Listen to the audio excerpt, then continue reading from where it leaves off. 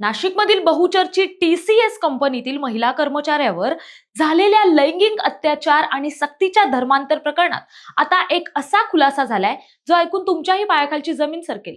2022 ते 2026 या 4 वर्षाच्या काळात एका उच्च शिक्षित हिंदू तरुणीचा असा काही छळ झालाय ज्याची तुम्ही कल्पनाही करू शकणार नाही। पोलिसांनी न्यायालयात नुकतेच एक अत्यंत महत्त्वाचे दोषारोप पत्र म्हणजेच चार्जशीट दाखल केले आहेत आणि यातून समोर आलेले पुरावे अत्यंत धक्कादायक आहेत। काय आहे संपूर्ण प्रकरण, चला सविस्तर जाणून घेऊया। नमस्कार, मी प्राची शिरकर, प्रहार न्यूज लाईन मध्ये आपलं स्वागत करते। या संपूर्ण प्रकरणातील मुख्य संशयित आरोपी निदा खान। पोलीस तपासात निदा खानने एक मोठी कबुली दिली आहे। तिनं पीडित हिंदू तरुणीला स्वतःच्या घरी नेऊन नमाज पठणाचं रीतसर प्रशिक्षण दिलं होतं। एवढंच नाही तर जेव्हा पोलिसांनी पीडितेचा मोबाईल तपासला तेव्हा त्यात इस्लाम धर्माशी संबंधित तब्बल 37 ऑडिओ क्लिप्स आणि 4 विशेष इस्लामिक ऍप्स आढळून आले। हे ऍप्स पीडितेच्या मोबाईलमध्ये जबरदस्तीने डाउनलोड करून तिला सातत्यानं धार्मिक व्हिडिओ आणि पुस्तके वाचण्याची सक्ती केली जात होती। धक्कादायक बाब म्हणजे आरोपींनी पीडितेचे मूळ नाव बदलून तिचे मुस्लिम नाव देखील ठेवलं होतं। पोलिसांच्या चार्जशीट मध्ये थेट कट्टरवादी झाकीर नाईक याच्या नावाचा उल्लेख करण्यात आलाय। ही काही सामान्य गोष्ट नाहीये। पीडित तरुणीचे धर्मांतर करण्यासाठी तिला सोशल मीडियावरून झाकीर नाईकचे व्हिडिओ दाखवले जायचे। या माध्यमातून तिचं पद्धतशीरपणे ब्रेन वॉश करण्याचा प्रयत्न केला जात होता। तिला बुरखा आणि हिजाब घालण्यास भाग पाडलं गेलं। जर तू नमाज पठण केलं नाहीस तर तुझं कुटुंबीय थेट नरकात जाईल अशी भीती दाखवून तिचं मानसिक खच्चीकरण केलं गेलं। तिला रोजा ठेवण्यासाठीही सातत्यानं दबाव आणला जात होता।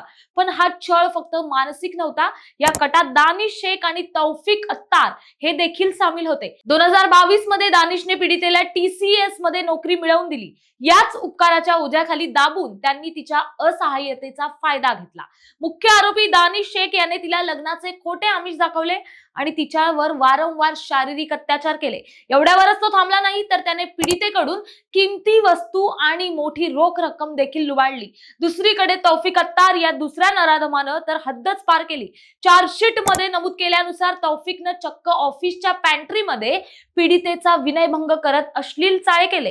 हिंदू देवदेवतांबद्दल अत्यंत आक्षेपार्ह वक्तव्य करून त्यांनी पीडितेचा जातीय आणि धार्मिक छळ सुद्धा केला।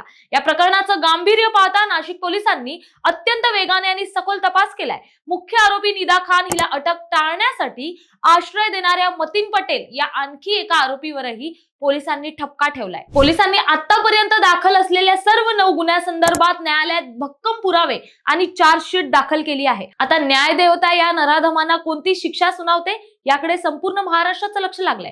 नोकरीच्या ठिकाणी महिलांची सुरक्षा आणि असे धर्मांतराचे कट हे समाजासाठी एक मोठे प्रश्नचिन्ह आहे। या संपूर्ण प्रकरणाबद्दल तुमचं काय मत आहे? आरोपींना काय शिक्षा झाली पाहिजे आम्हाला कमेंट करून नक्की कळवा आणि हा व्हिडिओ जास्तीत जास्त शेअर करा जेणेकरून समाजात जागरूकता निर्माण होईल।